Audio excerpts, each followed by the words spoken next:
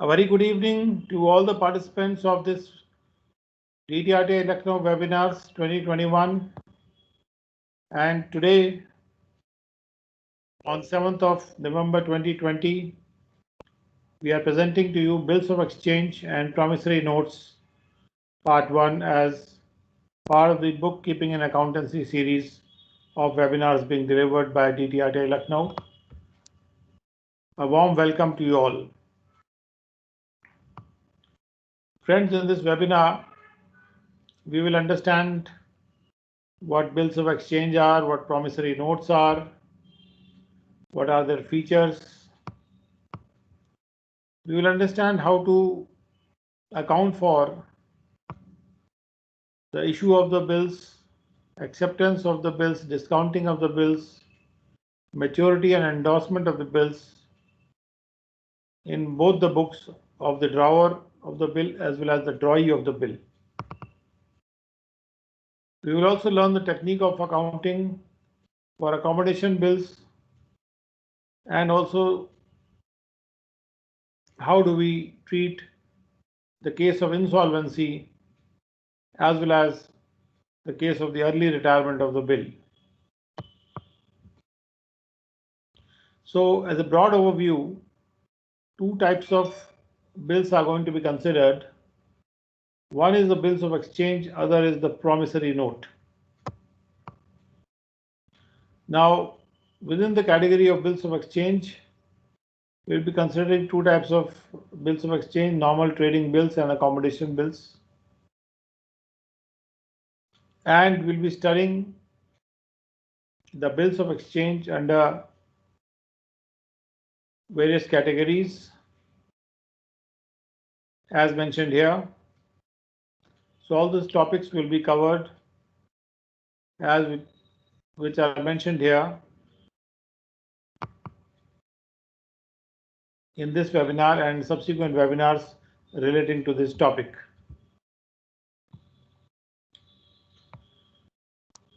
Now let us start with bills of exchange. Whenever we sell some goods or we sell some services, what the seller sometimes does is that he extends a credit period to the buyer, which means that he tells the buyer, you don't need to pay immediately. You can pay within a certain period of time or at the end of certain period. So he gives a credit period to the buyer. Now, sometimes the seller may not be in a position to offer the credit period and he needs the money immediately, and the purchaser is not in a position to pay immediately. Now what to do? So in those circumstances, the seller would like the purchaser should give a promise to him in writing that he will pay the amount of the goods on a certain date. At least the seller must be sure that he will get the payment on a certain date, which he can use. And this promise in writing he can use to generate the immediate funds, because he can give this promise in writing further to anybody else on the payment of certain fee, who will give him the amount of the fund immediately, and who in turn will have the business, will be doing this business of paying for the bills and collecting the amount against the bills and earning some amount of fees or interest on the bills. So in a way,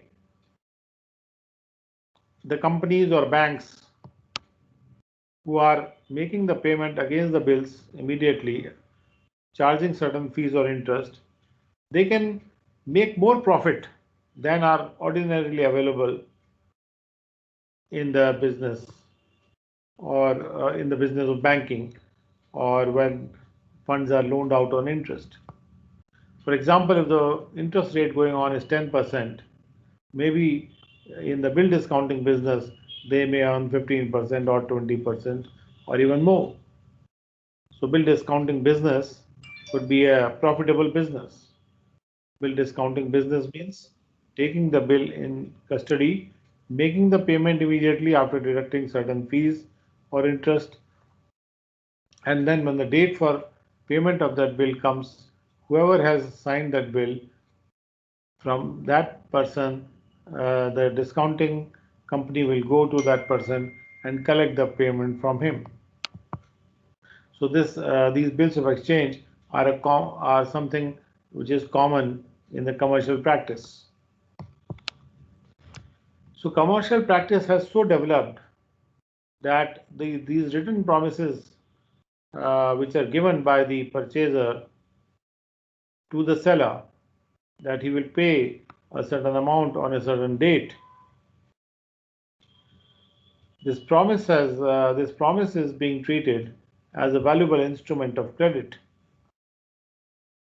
That when a written promise is made in proper format and if it is properly stamped, then it is expected that the buyer will discharge his debt and the seller will receive his payment.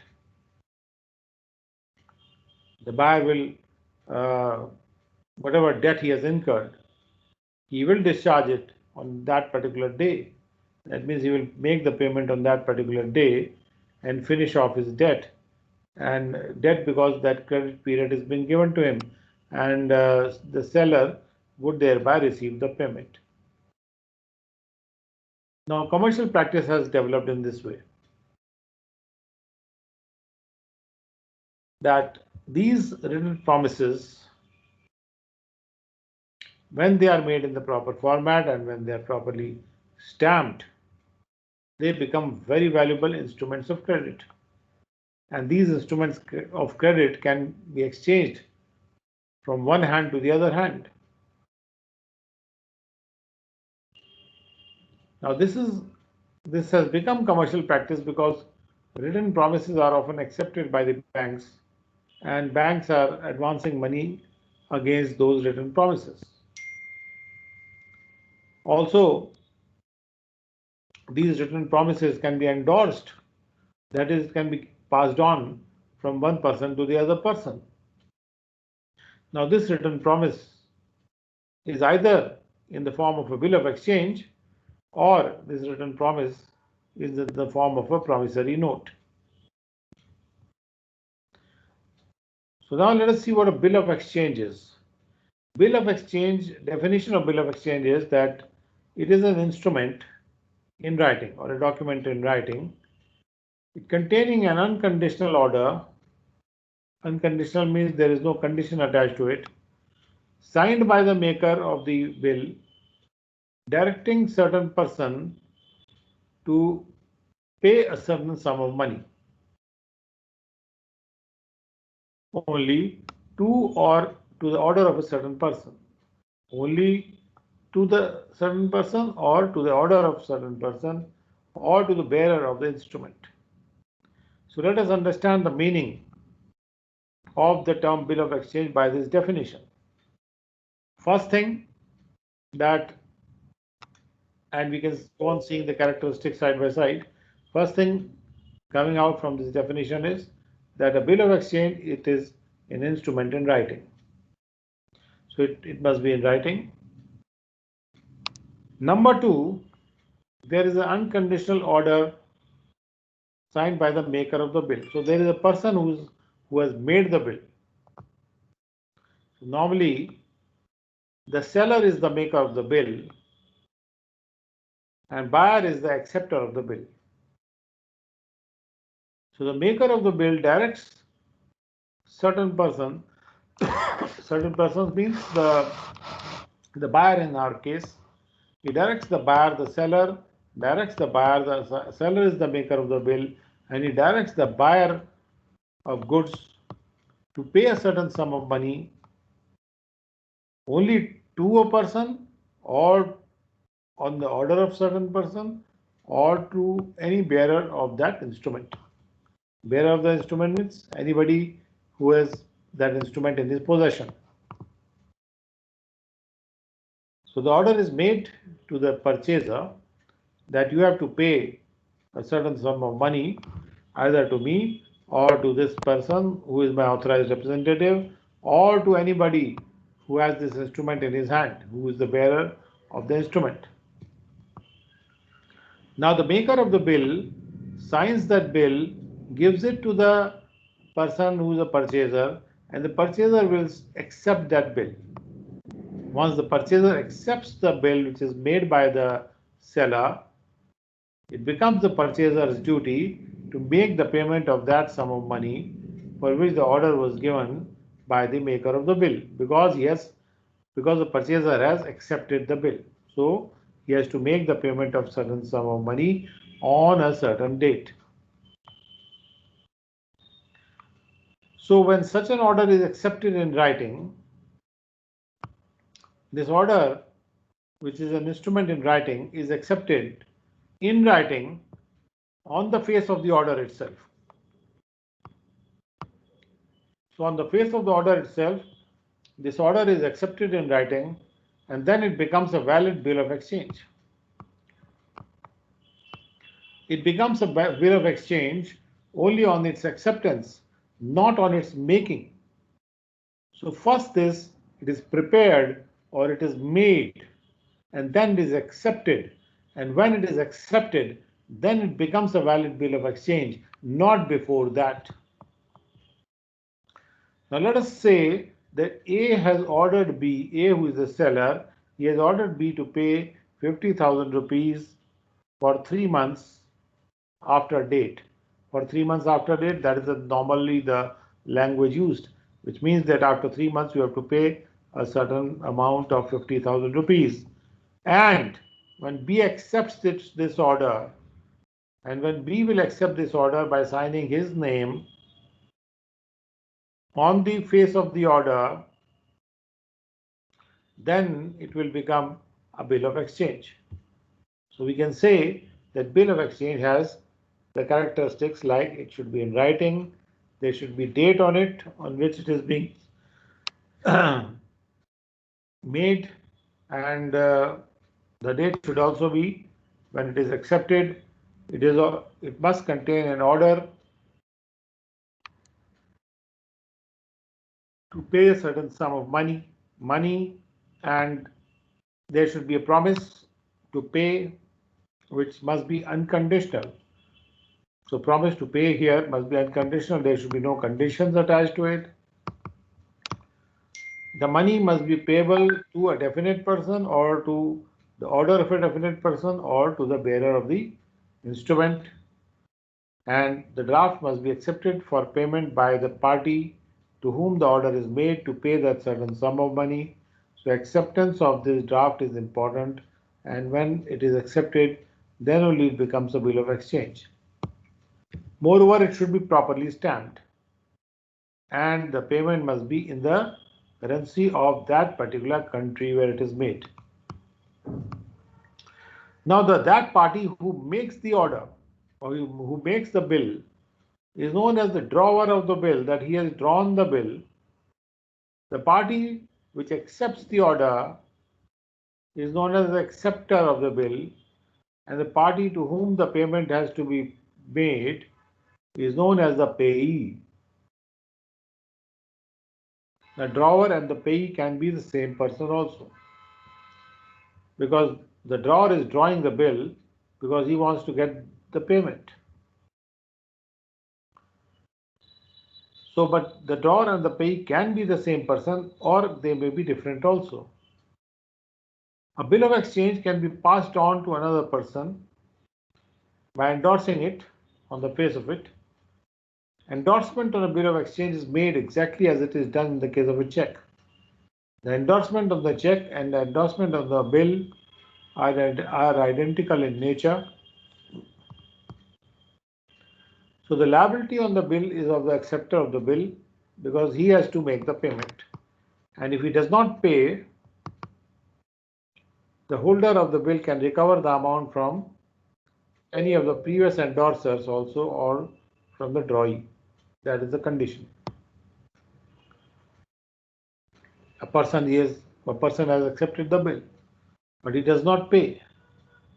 If he doesn't pay, then the holder of the bill goes to that person who has given him that bill and says, okay, give me this payment now. So he can recover the payment from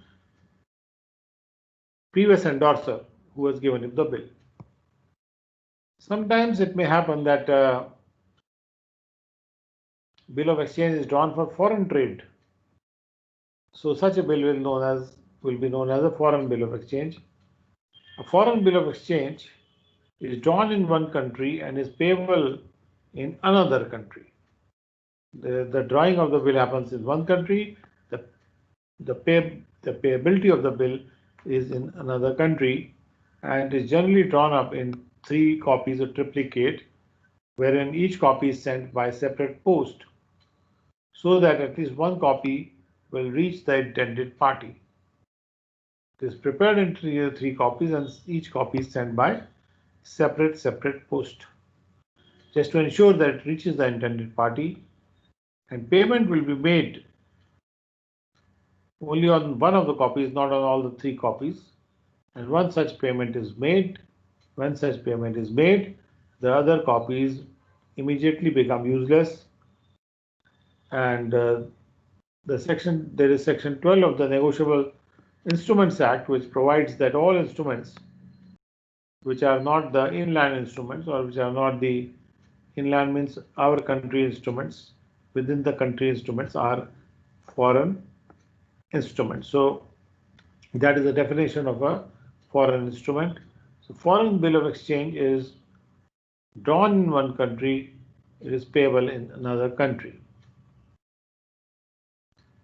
Now we can see a specimen of the foreign bill of exchange. So the amount is mentioned on the left hand side top, the place and the date, and then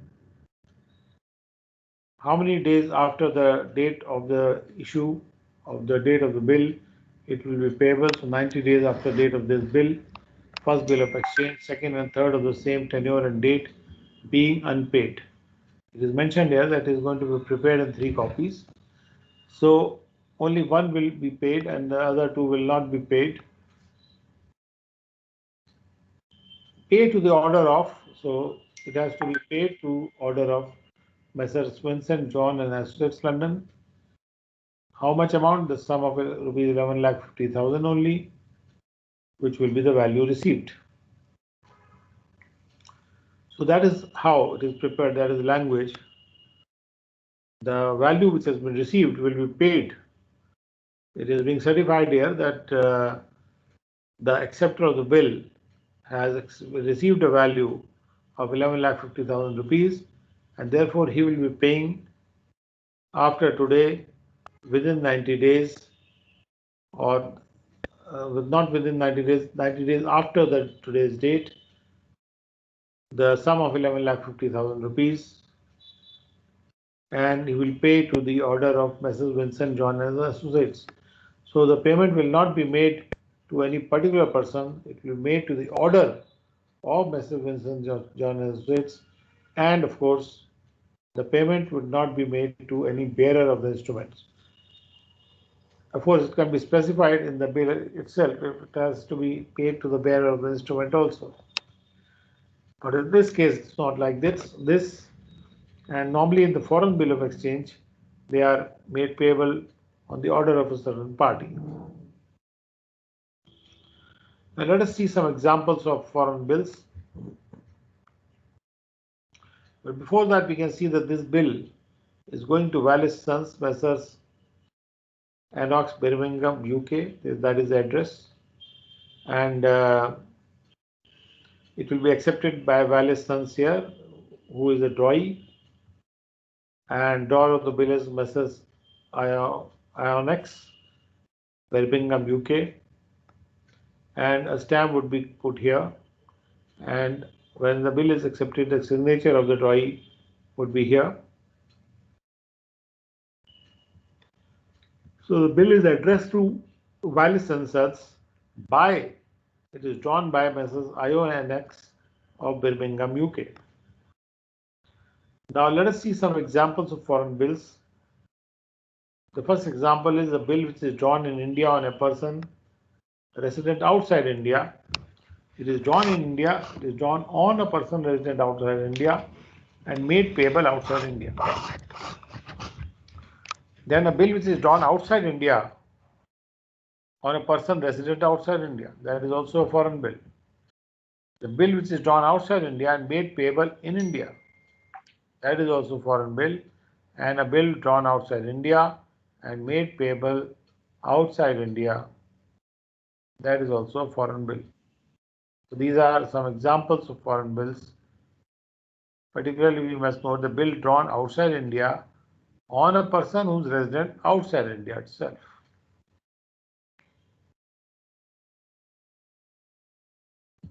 Now let's see the definition of promissory notes. The promissory note is an instrument in writing also, but it is not a bank note because bank notes are also instruments in writing. It is not even a currency note. It contains an unconditional undertaking which is signed by the maker of the bill. Whoever is the maker of the bill, he is giving an undertaking that he will pay a certain sum of money only either to a person or to the order of a certain person. Now we have section 31(2) of the Reserve Bank of India Act, and under that section a promissory note cannot be made payable to the bearer. So this is a very important difference between a bill of exchange and promissory note, that a promissory note cannot be made payable to the bearer of the instrument. It has to be made payable to the order of or to a certain person. Another difference is that whoever is making the bill, he is giving the unconditional undertaking to pay the amount. In the case of a bill of exchange, the maker of the bill is different, the acceptor of the bill is a different person. Now let us see on the basis of this, what are the characteristics of the promissory note. Number one, it must be in writing. Then it must contain a clear promise to pay. And just acknowledging a debt is not a promissory note. There should be a clear promise that a payment would be made. Merely saying that I acknowledge that I have to pay so much amount, that is not enough. I will pay, a clear promise to pay. I promise to pay a certain amount. That is the important thing here. And the promise to pay should be an unconditional promise. There should not be any condition attached to the promise to pay. Like we can say that I promise to pay 50,000 as soon as I can. This is not an unconditional promise because there is a can attached to it, that if I can pay, then only I will pay. That means there is a condition attached to it. The promise to pay must be an unconditional promise. There should not be any condition attached to it. Now the promisor or the maker of the promissory note must sign the promissory note. That's important. The maker must be a certain person.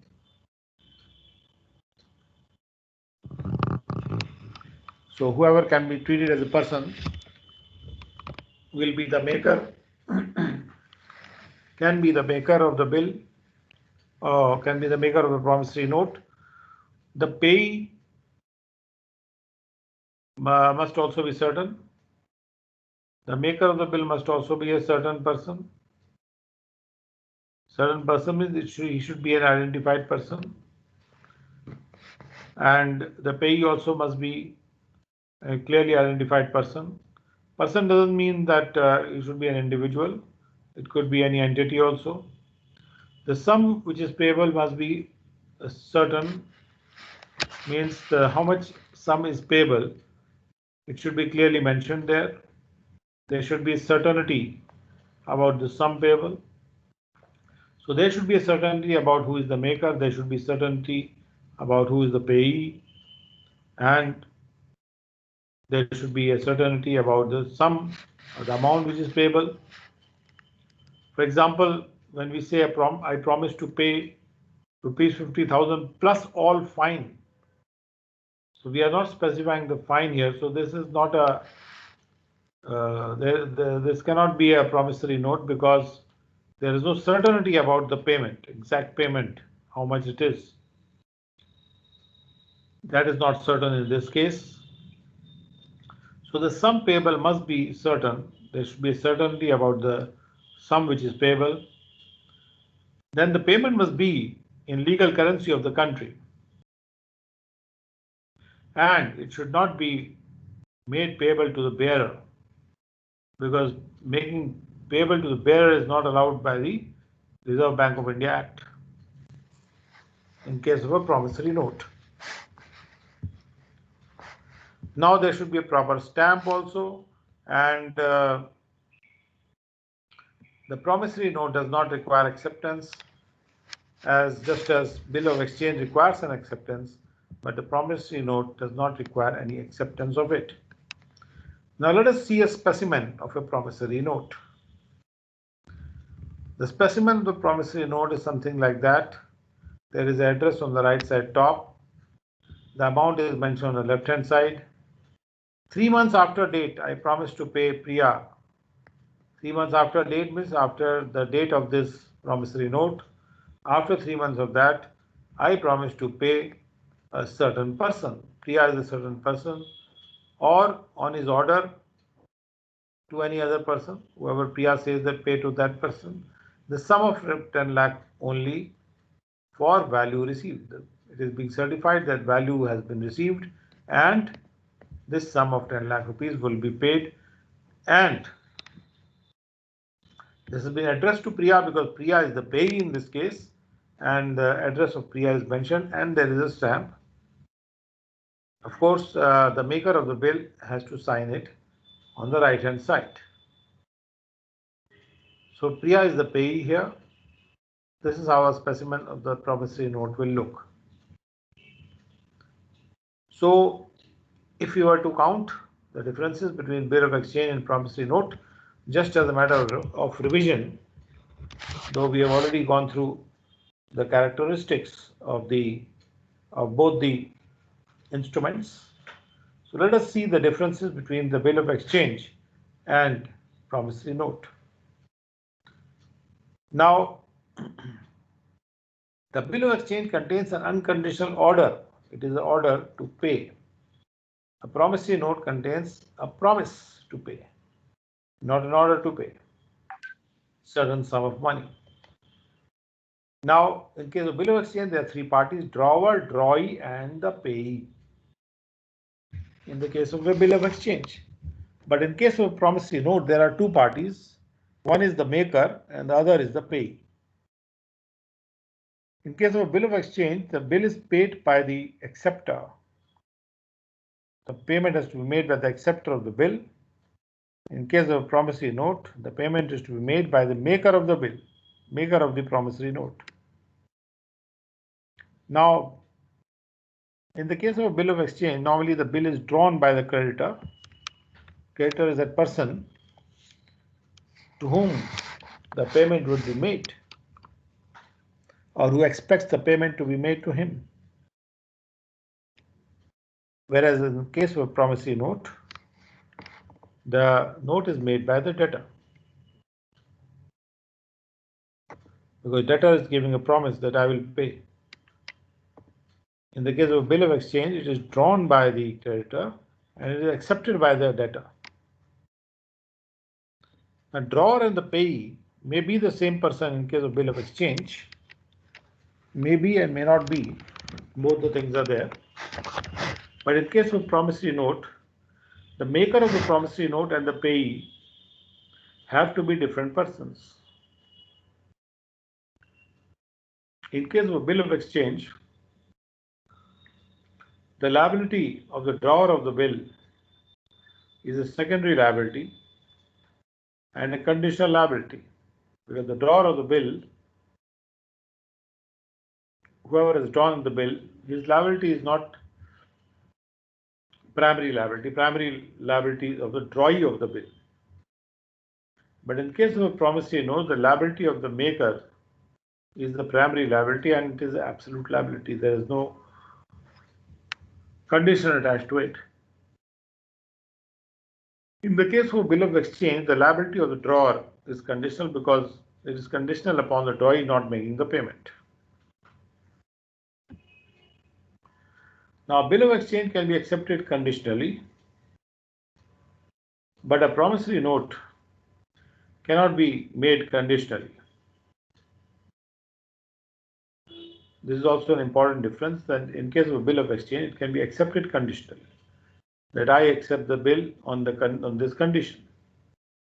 In a bill of exchange, the notice of dishonor must be given, and notice of dishonor is not required in case of promissory note. We'll come to the dishonor notice. In the case of a dishonor, a bill of exchange must be noted and protested. When dishonor happens, the bill of exchange must be noted. There is a notary who notes the bill and lodges the protest. But in case of a dishonor promissory note, this noting and protest are not necessary. Now, let us see how do we record entries, or how do we record the accounting of the bill of exchange and promissory notes. Now, the party which receives a promissory note from another party, or the party who receives an accepted bill of exchange, treats it as if he has received a new asset, and he gives it the name of bill receivable or bills receivable.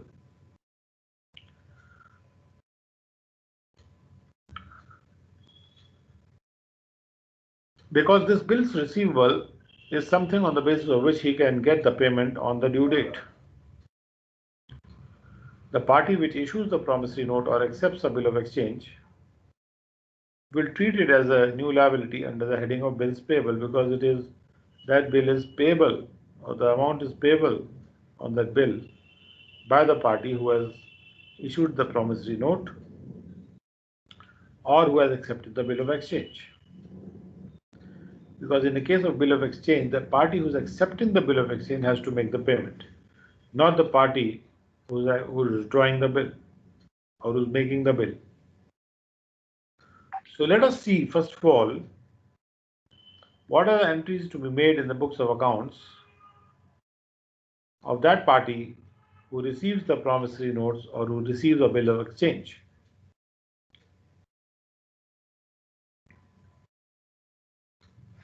So, when a party receives a bill or receives a PN, promissory note, and it is received by, let's say, the payee, so the payee will make the entry in his books of accounts that as if he has received some money. So he'll say bill receivable account debit. Instead of debiting the cash account, he will debit a bill receivable account.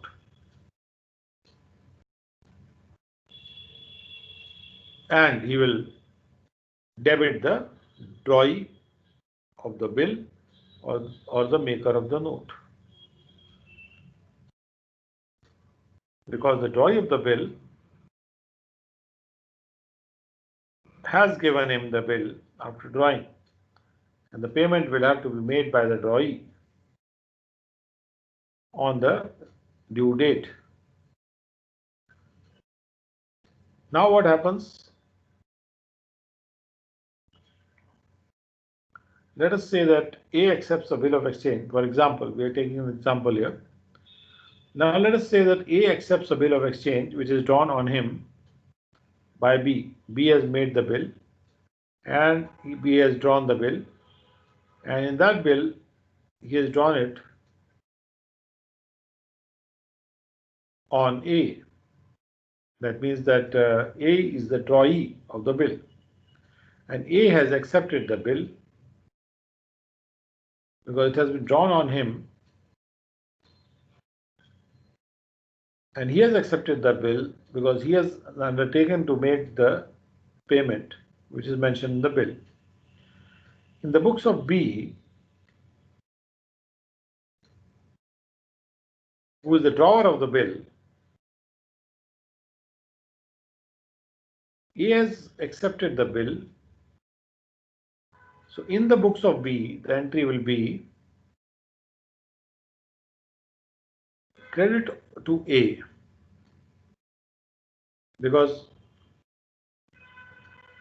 what is happening here is that A has accepted a bill and given it to B. When B gets the bill after being accepted by A, he credits A's account because as if he has received some money from A, and he debits his bills receivable account. Now thereafter what happens is that A sends to B. Another example is that A sends to B the acceptance of D.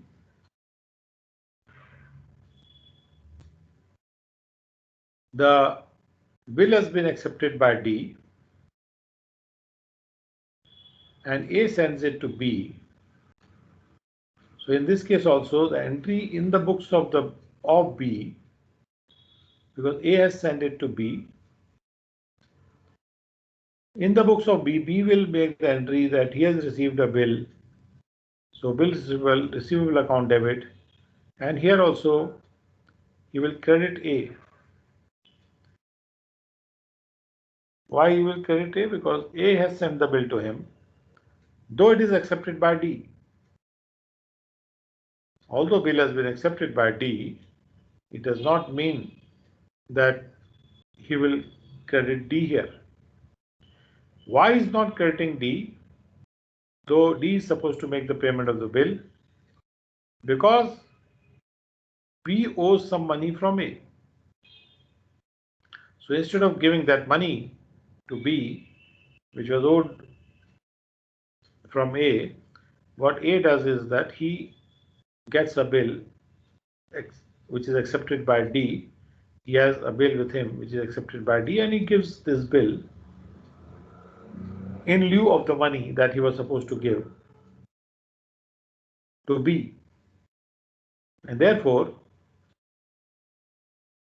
A's account has to be credited in the B's books because A has discharged his debt towards B by giving him this bill, because this bill is as good as cash. Why it is as good as cash? Because B can always take this bill and he can go to the bank and bank will discount the bill for him. It will give him the payment after deducting certain fees. So now the person who receives the bill has three options. He can do three things with the bill. First option is that he will hold the bill till the maturity of the bill and then collect the payment from the drawee. So in this case, when he's holding the bill with him, no further entry would be required until the date of maturity will arise. For example, if a bill has been received, he has debited the bill's receivable account and credited A. Now, till the time the maturity comes, he does not have to make any further entry in his books. The second, and when the book, of course, the date of maturity will come, then he will make the entry. For example, he will be crediting the bill receivable account and he will debit the cash because he will get the payment against the bill receivable from the drawee of the bill. Second thing that he can do with the bill is that he can endorse it in favor of another party. Say he has endorsed it to Z. Why he will endorse it to Z? Because of one or two reasons.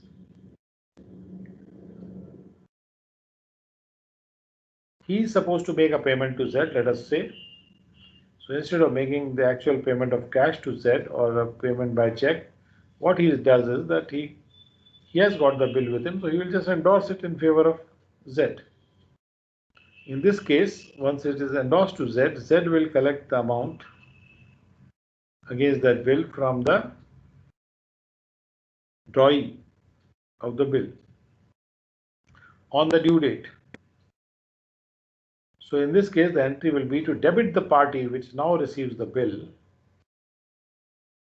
and to credit the bills receivable account. Because before endorsement, when he had received the bill, he had debited the bills receivable account. Now when he endorses the bill, he credits the bill receivable account and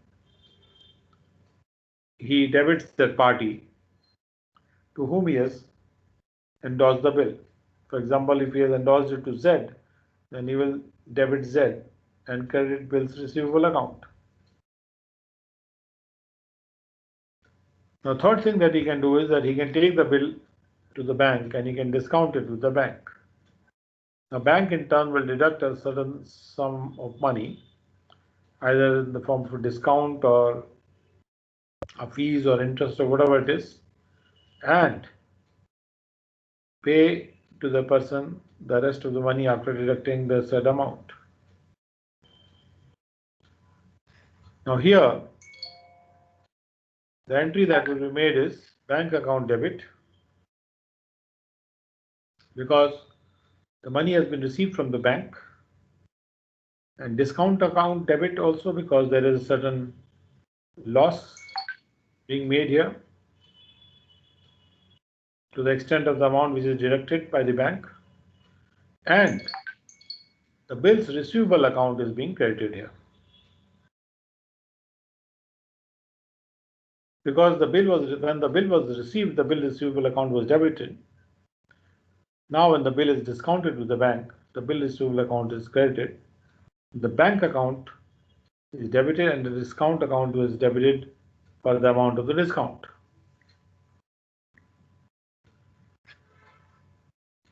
Now when the date of maturity comes, at that time also there will be two possibilities. The first possibility is that the bill will be paid. That is to say that bill will be met or bill will be honored. Second possibility is the bill will be dishonored. So in the case of the first possibility, when the bill is met or dishonored, the entries will depend upon what was done to the bill during the period of the maturity. Let us say, if the bill was kept by the party who had received the bill all throughout the time, he will receive the cash from the party who is the drawer or the drawee of the bill. So cash will be received by the party which originally received the bill from the drawee, and in his books, therefore, he will make the entry cash account debit because he is receiving the cash, and he will credit the bill receivable account. This bill receivable account he had debited earlier when he had received the bill, so he kept the bill with him. Finally, on the maturity, he credits the bill receivable account and debits cash because he gets the cash from the drawee. But on the other hand, if the person who has received the bill, he has not kept it with him, and rather he has already endorsed the bill in favor of his creditor who wanted the money from him, so he gave him the bill instead of the money. Or if instead of endorsing the bill, he has discounted the bill with the bank, he has already got the amount from the bank earlier. So in both the cases where he has endorsed the bill in favor of his creditor or he has discounted with the bank, he will not get the amount. The amount of the bill will be received by his creditor, or it will be received by the bank with whom he had discounted the bill. Therefore, in the two cases, no entry will be made in the books of the party because he is not receiving any money. So this party who had originally received the bill and discounted it or endorsed it will not make any entry in its books of accounts on maturity of the bill, because the maturity of the bill is not affecting him in any way if the bill is being honored. But the second possibility is that the bill gets dishonored. Now, that is to say that the person who was the drawee of the bill does not make the payment of it. He says, "Oh, I cannot make the payment." So the bill gets dishonored. He does not honor the bill. Now, if the bill is dishonored, that bill becomes useless for the person who is having that bill with him, and the party from whom the bill was received, therefore, will become again liable to pay the amount of the bill and also some expenses which are incurred by this party who had the bill with him. So, apart from the expenses, he will again become liable for the bill amount. The person who had given the bill to this party for whom the bill got dishonored. Now, therefore, the entry will be made like this, that if the bill was kept till maturity and then it was dishonored. So, on the dishonor of the bill receivable account will be credited, but the debit will not go into the cash account. The debit will go to the drawee of the bill. Because the bill was kept till maturity by the original receiver of the bill from the drawee of the bill, but the drawee of the bill dishonored the bill, so the drawee becomes liable to make the payment, and therefore drawee account is debited and bill receivable is credited on the dishonor of the bill, if the bill is kept till maturity and then it is dishonored. Now, on the other hand, if the bill was endorsed in favor of a creditor, now, for example, I received a bill from someone and I did not keep it with me. I received the bill from the drawee of the bill, but I did not keep the bill with me. I endorsed it in favor of my own creditor to whom I had to make a payment. So, since I have endorsed it to my creditor, and the bill becomes useless because it is dishonored, and I had endorsed that bill in favor of a creditor, so it becomes a bill payable for me because the bill was endorsed in favor of creditor. Entry would now be to debit the drawee of the bill. Why the drawee is being debited? Because the drawee had given me the bill at the time when the drawee had given me the bill. The drawee was supposed to make the payment to me, but so when I received the bill from the drawee, I had credited him in my books. But when it gets, I had credited him in my books and then endorsed that bill to somebody else, to my creditor. Now what happens is that my creditor will go to the drawee and ask for payment. And drawee will say, sorry, I cannot make any payment for it, I am dishonoring the bill. So since the drawee has dishonored the bill, and I had received the bill from him and endorsed it to somebody else, I will debit the drawee account once again, and I will credit the bills payable account.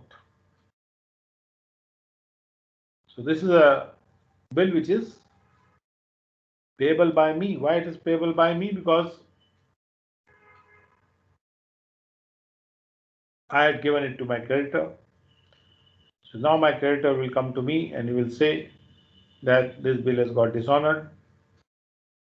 So what I have to do in that case, I had given this bill to my creditor earlier, and when I had given this bill to my creditor, I had debited my creditor account. At that time, I had debited my creditor's account because I had endorsed the bill to him, and credited the bills receivable account because I had received the bill. At the time of endorsement, I had credited the bill receivable account, debited my creditor. On dishonor of the bill, once again I will be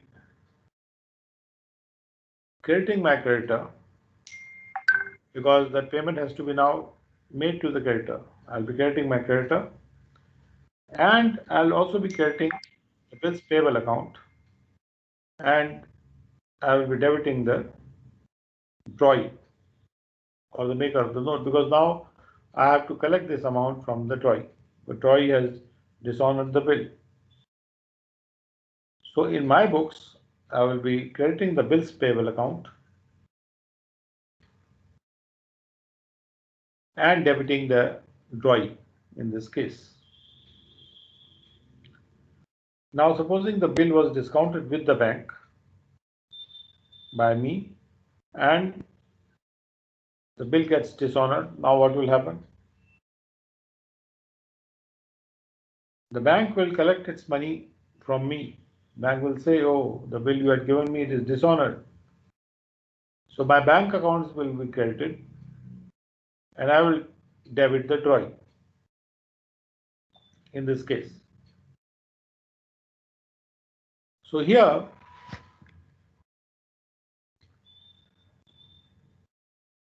thus it can be seen that in case of a dishonor, the party which is giving the bill, the party which gave the bill has to be debited because he has now become liable to pay the amount, and the credit entry will be in the bills receivable account if it was retained throughout the time, or the creditor or the bank if it was endorsed or discounted in their favor.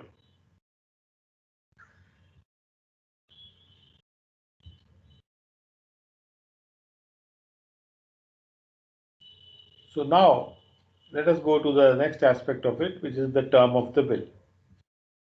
The term of the bill of exchange may be of any duration. Usually the term does not exceed 90 days from the date of the bill, but it can be of any duration. However, it usually does not exceed 90 days,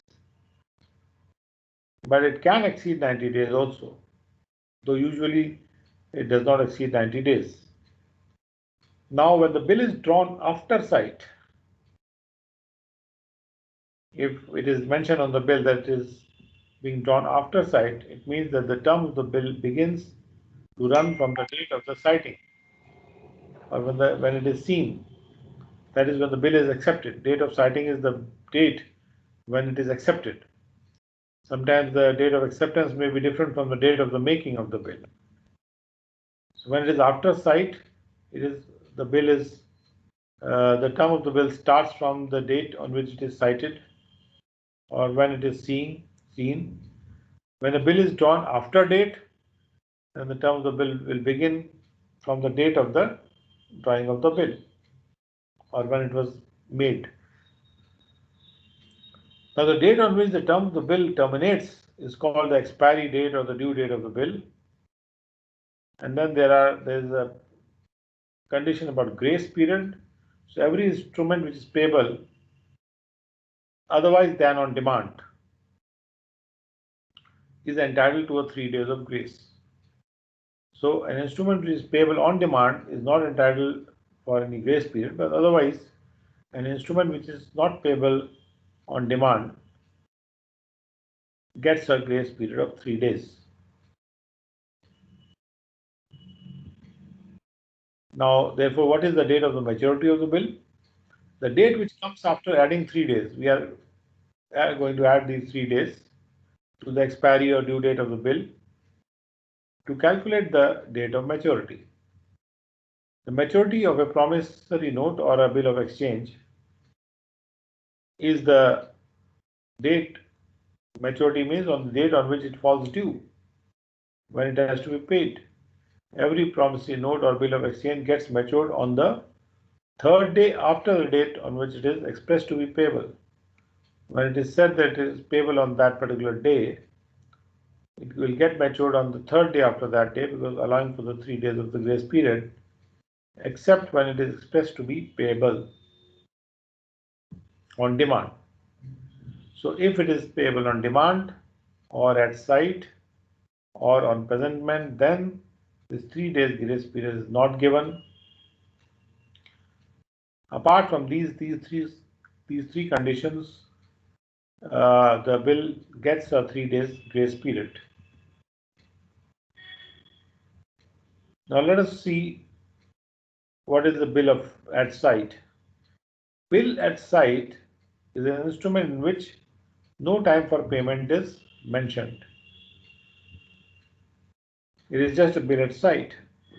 So a check is always payable on demand. A promissory note or bill of exchange is payable on demand when no time for payment is specified. If no time for payment is specified, that is, if it is specified that is a bill at site, then it can be treated as if it is payable on. If no time is mentioned, then it is said that it is payable on demand. So if it is a bill of site, then it is payable on demand in case of a promissory note or a bill of exchange, or when it is expressed to be payable on demand or on site or on presentment. Even in that case also, the promissory note, when it is directly mentioned to be payable on demand or on site or presentment, then that bill of exchange or promissory note will be payable on demand. On the other hand, when no time is mentioned, then also it is said to be payable on demand, because it is a bill at site. Now we can see that at site or on presentment means on demand. Then an instrument which is payable on demand may be presented for payment at any time, because it is payable on demand. As soon as it is demanded, the payment is to be made. Now, days of grace is not to be added to calculate the maturity for bill of site type of bill or payable on demand type of bills. So this has to be kept in mind, that the days of grace, 3 days of grace, are not to be given for any bill which is bill at site or payable on demand. Now we continue with this session. We have come to the end of this session with that here, and we continue this session from bill after date tomorrow morning at 8 a.m. So please join us once again at 7:45 a.m. in the morning tomorrow for the next session, being bills of exchange and promissory notes part 2.